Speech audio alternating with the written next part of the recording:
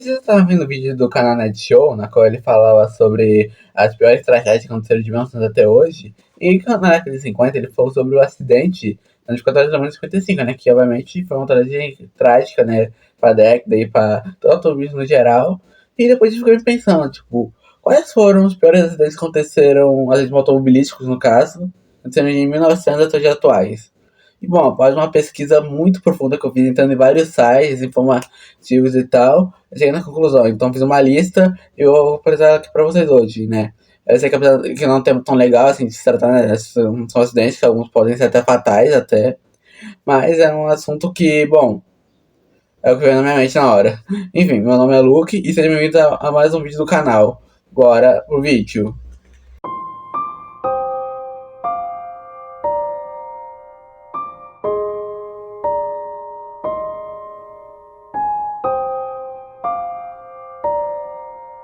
Começando o vídeo, nós vamos falar sobre a tragédia que aconteceu na corrida Paris-Madrid Race em 1903.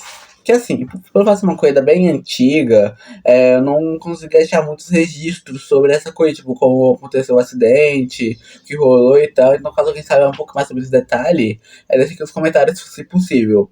Bom, mas, assim, como eu discuti essa transação assim, na época, eu vou explicar um pouco sobre como eram as coisas nesse período de tempo, né, no comecinho lá, 50, na qual era muito comum corridas terem grandes durações, não tipo duração de tempo, como tem uma endurance hoje, mas ter duração de tipo assim, coisas 15 minutos muito longos assim, ou então coisas que vão de uma cidade até outra, por exemplo, uma corrida que sai de São Paulo vai até o Rio de Janeiro, por exemplo. Era comum as coisas nessa época terem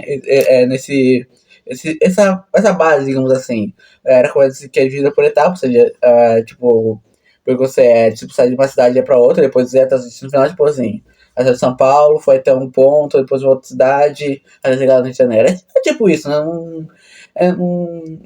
Pelo que eu entendi, era mais ou menos assim que funcionava. Esse acidente, e bom, mas eu falando, não vou deixar muito detalhes sobre esse acidente, né? Por fato ser bem antigo. Mas sim, eu vi que foi um acidente que é bem trágico, que acabou acumulando a morte de 8 pessoas, né? Bem, um acidente para automobilismo na época, bem chocante e tal. Mas por conta da poeira que os carros levantavam pela pista e tal. E como consequência, né, o governo francês ele proibiu a corrida, né, e tal. Ele contou que eles dão uma primeira etapa, e a gente não tem mais a corrida, e obviamente, né, foram feitos melhorados o sistema de segurança para evitar que esse acidente acontecesse, né? Mais uma vez, desculpa por não ter achado mais detalhes sobre esse acidente em si, mas tipo, acho que é mais por fato da coisa ser antiga e tal. E agora vamos para a década de 1910.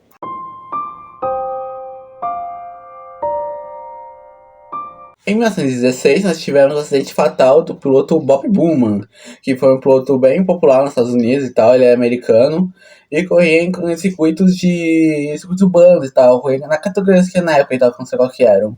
E bom, o que aconteceu na corrida, né? Infelizmente o Bowman ele perdeu o controle do seu carro na corrida no circuito de Corona, na Califórnia, e acabou capotando. Ele e alguns mecânicos de um telepistado acabaram, infelizmente, indo de André Moda nessa corrida e tal. É trágico falar desses acidentes, tá? Mais quando são acidentes fatais, mas, enfim, esses acidentes, apesar de serem muito tristes, servem para melhorar a segurança do esporte. Ver que tinha muita coisa a ser feita ainda.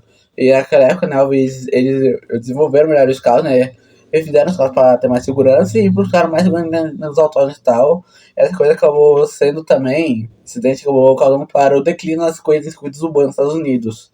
Atualmente também tem corridas de circuitos de rua, digamos assim, nos Estados Unidos e tal, urbanos, como por exemplo o circuito de Long Beach, que na qual a gente corre e tal. Porém, a maioria das coisas, se for para pensar, acontece em autódromos, né? Óbvio, tem circuitos de rua nos Estados Unidos? Tem. Mas se for para pensar, pensa circuito americano, já pensa em Daytona, em Austin, em que mais? Em Watkins Glen, são circuitos que ocorrem, os fechados e tal, bem mais seguros. Então a gente contribuiu para a diminuição no circuito de rua nos Estados Unidos e tal.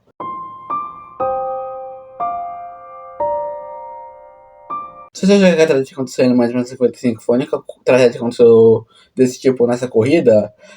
Sabe que você está enganado, porque em 1928, né, muitos anos antes da tragédia acontecer, aconteceu outra acidente tão grave quanto, só que não de toda a morte de tantas pessoas quanto em 1955.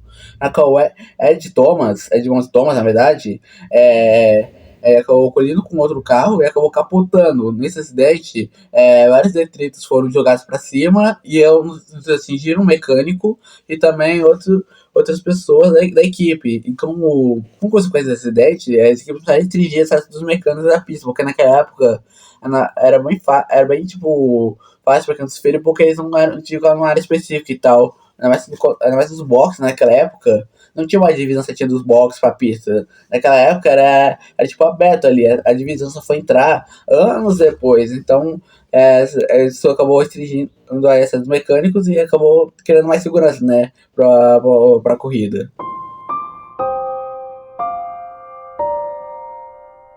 Em 1933, no GP da Itália, em Monza, que não era da Fórmula 1 ainda, porque a Fórmula 1 não existia, tivemos assim, Giuseppe Campari e Bacconi Bosantini, acho que é assim que pronuncia o nome dele, não sei. Baconin Borzacchini. E bom, aconteceu nesse dia, o Giuseppe Campari acabou perdendo o controle numa curva lá na circuito de Monza, lembrando que naquela época Monza era diferente de hoje em dia, né, e tal, porque naquela época tinha um circuito normal de Monza e tal, mas na última curva, na parabólica, tem em direção a um oval, que aí sim dava até a reta principal, né, que a Fórmula 1 também já correu nesse circuito e tal, um circuito bem rápido, bem perigoso, na qual o Campari acabou perdendo o controle e batendo numa dessas curvas, sendo levado ao Centro Médico depois mais tarde, onde também o nosso querido Baconin Borzacchini. lembra o controle de uma curva desse mesmo oval. E foi um acidente bem trágico e tal, na qual os pilotos eles ficaram bem felizes do acidente e tal. Não sei o que ia ver se eles felizmente foram dessa uma melhor, né, e tal. Espero que eles tenham ficado bem. Mas a gente que reforçou a melhoria de segurança, né, como sempre, e também uma melhora na... tá vindo chuva. Uma melhora no traçado de Monza, porque eu falei que aquele traçado naquela época era bem perigoso e tal. E isso foi feito posteriormente, alguns anos depois, né? Mas não antes da Fórmula 1 correr lá, né? Onde, infelizmente, teve uma vantagem da Fórmula 1, mas não foi no circuito oval, foi no circuito normal mesmo. Enfim, né? É um acidente bem trágico, né, obviamente, com todo o acidente. E agora vamos para a década de 40.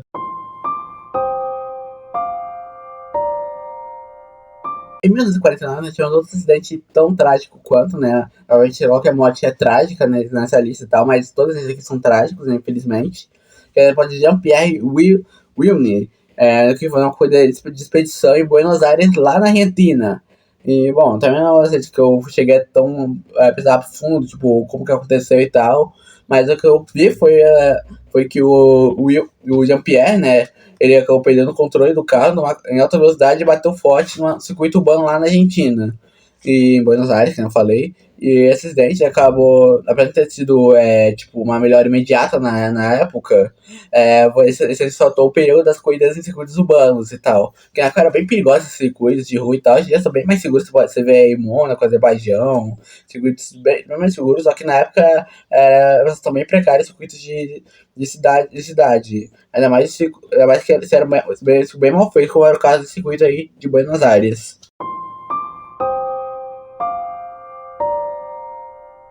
Bom, na de 50 não podia ser outra, né? Eu não sei essa aqui, né? Porque a gente foi uma tragédia imensa para o automobilismo, que foi uma tragédia de Le Mans. Agora eu vou resumir um pouquinho o que aconteceu, porque você deve saber, né? Se você gosta de automobilismo, eu conheço a história do automobilismo, deve conhecer essa coisa que aconteceu. Bom, esse acidente aconteceu com duas equipes, né? A equipe da Jaguar e a equipe da Mercedes. E eu consegui essa corrida. O Park Hawton, que é piloto da Jaguar, ele foi parar no box na volta 35. Pra trocar pneu, tudo e tal, reabastecer, etc. Nisso ele virou para ir pro box, né? Ele virou também pro box. E lembra que eu falei que na época o box ele era exposto e tal, não tinha uma divisão, né, entre o box e a pista? Então, mas o Hawton ele foi fazer essa curva para poder entrar no box. Nisso outro ponto que vinha atrás, ele desviou do Hawton para evitar um acidente e tal. Só que ele não viu que o Pierre Levesque, que era a equipe da Mercedes, estava atrás. O que aconteceu? O Pierre Levesque ele bateu no carro que vinha na frente, decolou, voou para as arquibancadas, o carro dele se bateu ao meio, explodiu e, bom, isso é uma cena trágica, que você já deve ter visto em algum momento. Tem um motoqueiro desgraçado aqui na minha frente de casa agora. Mas, bom, é uma cena trágica que acabou culminando na morte de 33 pessoas, né? Foi ou inclusive do próprio Pierre Levesque. Foi o pior acidente da história do automobilismo e tal, né? Tem esse acidente na internet, se você quiser usar, mas não recomendo porque são cenas muito fortes e tal, né? Porque eles não tinham uma canção na época, né? Do que filmar, do que não podia filmar. Então foi um acidente bem trágico, pesado e tal. Se você quiser procurar as imagens, tá? Você tem na internet, tá? Mas não recomendo, porque são imagens bem pesadas e tal. Como consequência disso, né? O automobilismo foi proibido em muitos lugares da Europa e no mundo, né? Inclusive na Suíça, né? País vizinho da França, né? Que onde aconteceu a tragédia. A Suíça proibiu os esportes a motores até 2022. A tragédia foi em 1955 e a autonomia na Suíça foi permitida de novo em 22, em 2022 recentemente, para ter uma ideia de quão grave foi esse acidente. E, e bom, a Mercedes também, que foi envolvida nisso, né? Ela se retirou da corrida algumas voltas depois, né? E depois, naquele ano, ela se retirou de todas as categorias que ela estava participando, né? Endurance, Fórmula 1, e para que foi um impacto muito trágico para eles e tal, né? E pra você ter uma ideia, a Mercedes só voltaria também equipe na Fórmula 1 55 anos depois, só em 2010 que eles voltaram a ter uma equipe, pra você ter uma ideia de como não foi acidente, né, e tal. A gente viu o trágico, infelizmente marcou a década de 50 de forma negativa.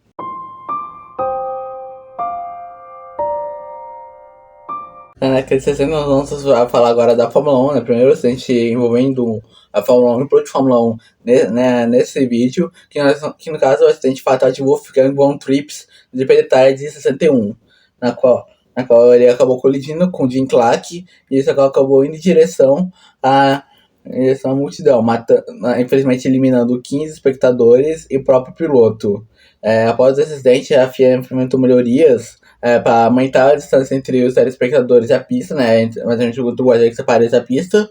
E também nos design dos carros, para ficar mais seguros e tal, porque esse que tal, obviamente, marcou muito a Fórmula 1, foi um dos primeiros acidentes fatais da categoria, se não estiver enganado. E realmente aconteceu dessa maneira trágica aí que eu acabei de falar.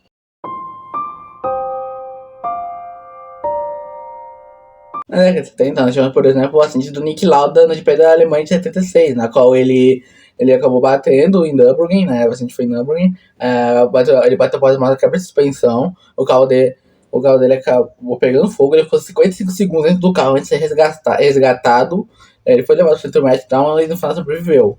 Porém, esse é outro acidente em 73, né? 3 anos antes do acidente de Nürburgring, que foi tão grave quanto que foi o acidente de Roger Williamson no GP da Holanda. O negócio do carro bateu, capotou, pegou fogo, ele ficou preso embaixo do carro numa cena assim, não tem palavra pra descrever essa cena de quão assustadora foi. E os fiscais da pista acabaram conseguindo, não ajudaram tanto assim a salvar o piloto. Na real, eles até tentaram fazer alguma coisa, mas não conseguiram, por falta de treinamento e de competência. E também tem uma história que diz que quando eles viram o David Puller, que é o companheiro do Williamson, tentando desvirar o carro para tirar o companheiro dele das chamas, eles pensaram que era o próprio Williamson tentando desvirar o carro após o acidente, sendo que ele tinha saído do carro e estava bem tentando desvirar o carro, né? Só que não era ele, infelizmente. E naquele trágico dia, né, o Williamson acabou indo dessa para melhor. E uma coisa, até tanto quanto curiosa até sobre o acidente, né, que não sobre o acidente, mas sobre o que aconteceu em meio a esse acidente e tal. Em meio, eu vou explicar o que aconteceu. Naquela época tinha um garoto que assistia Fórmula 1 com seu pai, e ele gostava muito de assistir Fórmula 1 e tal. E depois desse acidente do Roger Williamson, o pai dele proibiu dele assistir Fórmula 1, porque era uma categoria perigosa, não que ele ficasse assistindo esse tipo de coisa perigosa. Só que esse moleque, ele gostava muito de Fórmula 1, ele era apaixonado pela Fórmula 1. Só pra continuar assistindo as corridas sem que seu pai soubesse, ele acabou indo pra casa do seu tio, né? Ele ia pra casa do seu tio quando tinha corrida e tinha essa coisa lá na casa do seu tio. Quando o pai desconfiou que o filho tava saindo todo dia de corrida pra casa do seu tio, né? Ele descobriu que depois ele assistia corrida na casa do tio dele. E depois o pai ele desproibiu ele de assistir a Fórmula 1 na casa dele, assim, na casa dele e tal. E muitos anos depois, esse jovem cresceu e se tornou comentarista. E quem que é ele? Bom, Sérgio Maurício, o atual narrador da Fórmula 1. E para mim, um dos melhores narradores atualmente. Por conta desse acidente, quase que a gente não vê o Sérgio Maurício narrando na Fórmula 1 atualmente. A gente veria outro cara narrando Fórmula 1, que talvez não narrasse a Fórmula 1 tão bem quanto ele narra. Então é um fato curioso sobre acidentes tão trágicos quanto esse. Esse acidente expôs a falta de eficiência das equipes de resgate, né? sobre esse tipo de situação dos fiscais, especificamente. Então, houve melhoria de segurança, obviamente, dentro dos carros, e também um maior treinamento dos fiscais para saber como reagir em certa situação, né? Tanto é que você vê que os transportadores melhoraram muito ao longo, com as melhorias que tiveram. Cara, a gente teve outras tragédias naquele ano, como, por exemplo, a morte de um fiscal de pista e também do Tom Price, que aconteceu no GP da África do Sul de 37, na qual, infelizmente, acabou culminando na fatalidade do piloto e do fiscal, e um acidente também pesado, etc. Porém, esse 73 foi o principal naquela época.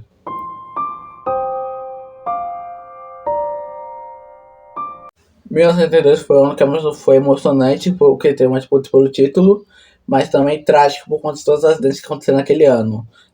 Sobre a disputa do título, foi um ano que é o ano mais consistente e emocionante do Fórmula 1, um dos mais, né, na verdade, e acabou culminando no título de Keke Rosberg na última corrida em Las Vegas.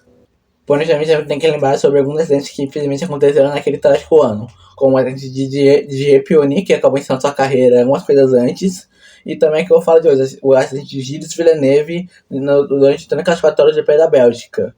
Onde naquela situação a pista estava bem molhada e tal, e o Villeneuve ele foi tentar passar o piloto lá na sua frente, cara, o Joaquim Mas. Só que acabou acertando o piloto, aí batendo muito forte na hora ele chegou a ser arremessado para fora do carro numa cena. Uma cena terrível, uma cena trágica e tal. E acabava ali a vida e a carreira de um jovem promissor na Fórmula 1. Não também, porque o Villeneuve era meio. Mais ou menos, na minha opinião, mais ou menos e tal. Após o acidente, a Fórmula 1 aumentou, existiu mais segurança dos pilotos, porque naquela época, se não me engano, o cinto não era o de 4 pontas, que hoje em dia era o cinto normal mesmo. Existia uma melhora de segurança e também uma melhoria no teste de resistência dos carros. Isso também por conta de DJ Pironi, que eu falei, mas também por conta de Gilles Villeneuve, que foi um dos mais trágicos da Fórmula 1, que, possivelmente, que eu falei, vigiou uma futura promessa do esporte.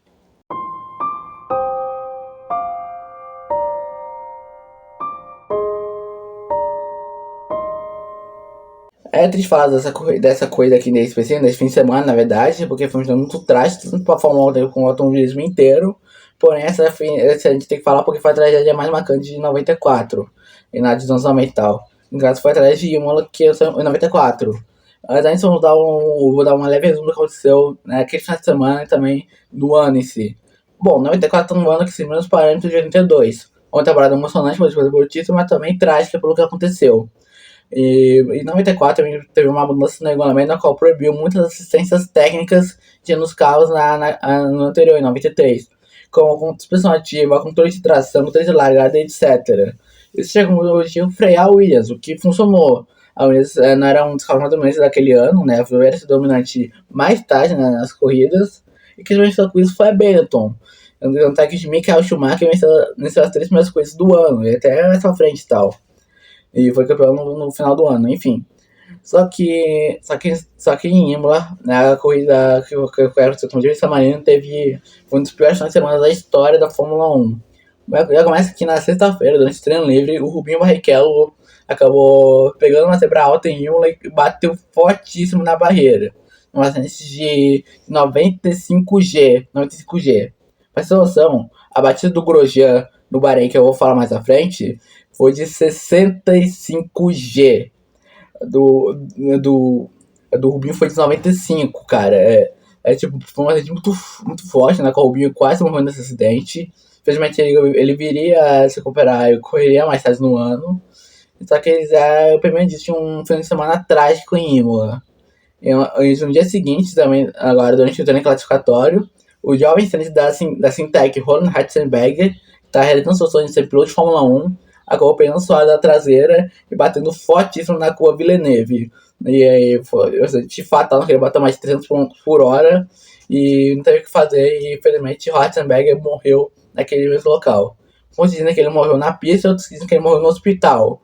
Porém, cara, com a violência desse acidente, ele certamente morreu ali naquele local, cara. Não tem como ter, tipo, aguentar o hospital, não sei como.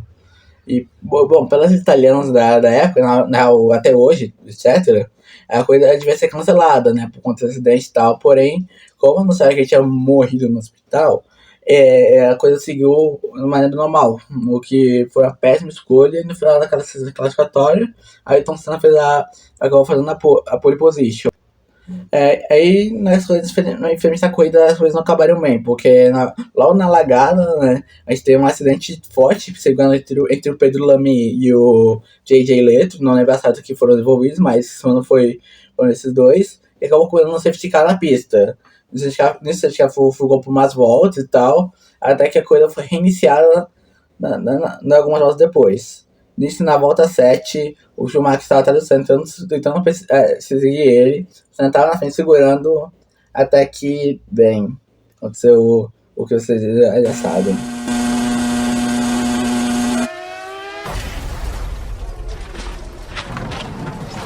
Senna bateu forte. Então, Senna infelizmente bateu muito forte naquele dia. Foi um acidente, assim, apavoroso. Foi o terceiro acidente dele seguido, o terceiro abandono dele seguido na temporada. Ele já quer abandonado no GP do Brasil após rodar e no GP do Pacífico após também rodar na primeira volta e acabava com o ferro batendo nele. Aí aqui foi um acidente tanto forte quanto que infelizmente acabou culminando na morte fatal de Ayrton Senna. Um dos maiores pilotos da história da Fórmula 1, o maior do mundo, do Brasil, na verdade. Infelizmente acabou deixando naquela tarde de domingo. Foi um acidente trágico e poderia ter sido evitado, cara. Poderia ter sido evitado, cara. Sim, tinha que ter cancelado a corrida, cara. Sério, podiam ter cancelado a corrida. Semana que a Fórmula 1 em choque, né? Abalado, porque muitos ótimos, porque foram duas fatalidades em um final de semana só, né? E também um acidente forte do Rubinho.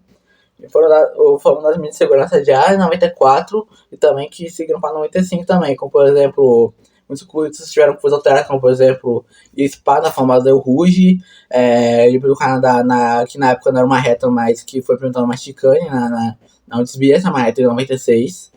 E também no GP da Espanha, com uma chicane improvisada, em outros circuitos, como por exemplo, tipo Timão em Portugal. Não, Portimão não, Algarve, não.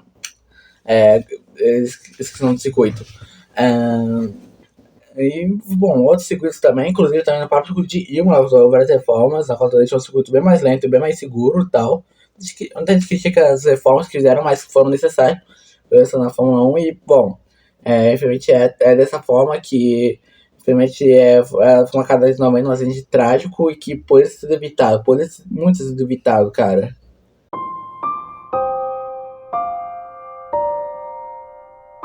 Falando um pouco da Fórmula 1, vamos falar sobre o acidente de Dale Earnhardt nas 500 milhas de Daytona de 2001. Naquela corrida, o Dale ele estava na última volta, quando ele acabou batendo muito forte no muro de proteção do circuito, que acabou quebrando a coluna cervical, se não me engano, e acabou morrendo instantaneamente. Como consequência desse acidente, a NASCAR implementou melhores medidas de segurança já para os carros no ano seguinte, já de imediato, na verdade. E inclusive foi isso que acabou desenvolvendo o acessório que é conhecido como Hands for Device, que é um bagulho que fica aqui no pescoço, no ombro dos pilotos, né? Que é para evitar que eles batam a cabeça no volante muito forte. Porque foi isso que aconteceu com o Earnhardt nessa corrida, que ele bateu muito forte e acabou indo de equipe live da Fórmula 1. E, enfim, agora vamos para as próximas duas antes da lista que...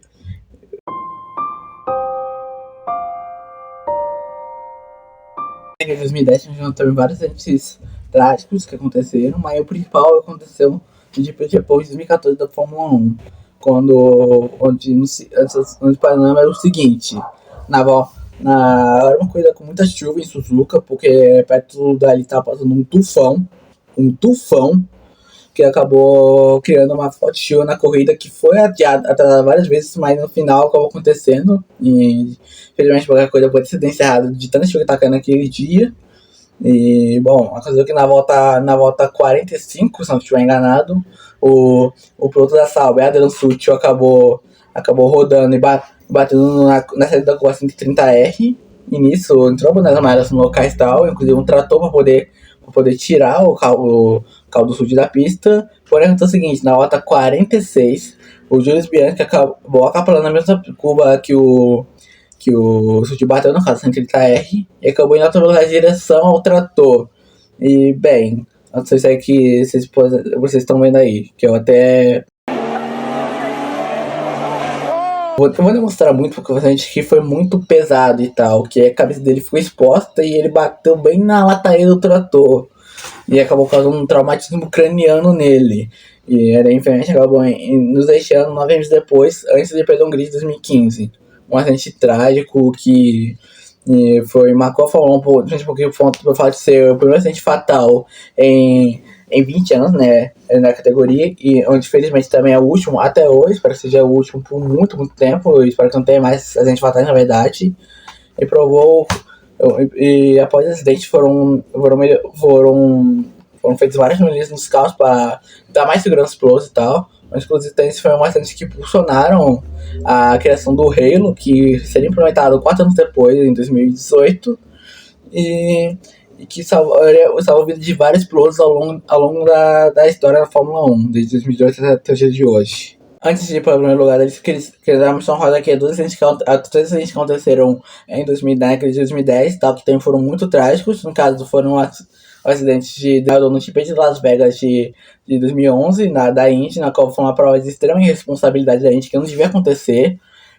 O acidente de Marco Simoncelli, algum tempo depois da prova da Indy, em Las Vegas, que aconteceu na Moto 2, na MotoGP. E também um acidente de Justin Wilson, também na Indy, na qual ele foi acertado por um pedaço de um carro que havia acidentado, e eles também estão impulsionando a criação do Halo, ou como eles usam na Indy, que é o Aeroscreen. E agora, em primeiro lugar da nossa lista, que é da década atual, que é o acidente do...